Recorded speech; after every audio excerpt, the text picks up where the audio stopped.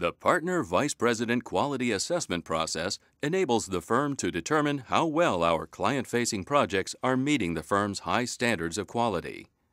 The quality assessment process has a number of benefits.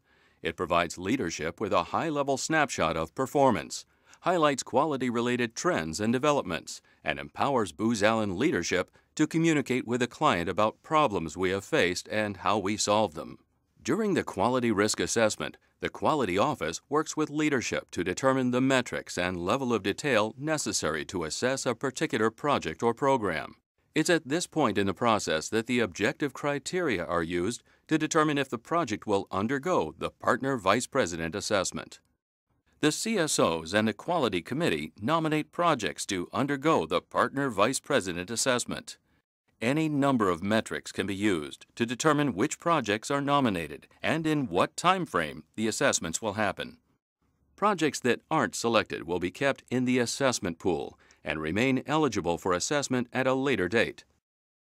During the pre-consultation phase, quality team members build an assessment profile, which includes relevant background data and the most recent measurements. In the consultation phase, the Quality Office meets with the assessing Partner Vice President to brief him or her on the assessment procedures and assessment profile. During this phase, the Quality Office will provide the Partner Vice President with an assessment profile, which outlines all of the project information relevant to the assessment. The Partner Vice President also approves, rejects, or modifies the assessment metrics in this phase.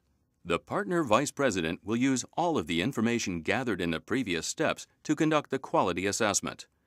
The length of the assessment is determined by the Partner Vice President's schedule and can consist of multiple sessions. The information gathered in the session should be entered into any of three tools: a paper and pen-based questionnaire, a web-based tool, or an Excel spreadsheet provided by the Quality Office.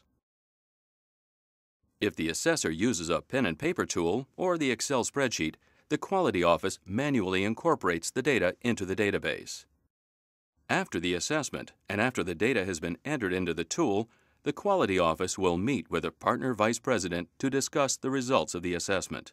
They will discuss identified trends, means of mitigating any weaknesses, and any outstanding practices and processes which can be codified as a best practice. Once the Partner Vice President has been debriefed, he or she will schedule time with the project or program manager to discuss the results. The Partner Vice President and Project Manager will also take this time to discuss strategies for sharing the assessment results with the client and for gathering additional information as needed. A Quality Office team member will attend the meeting to capture the proceedings and share their insight. The Partner Vice President assessment process ends with the development and release of lessons learned.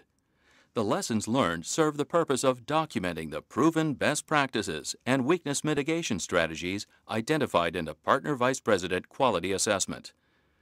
Documented lessons learned provide long-term value to the Partner Vice President quality assessment process.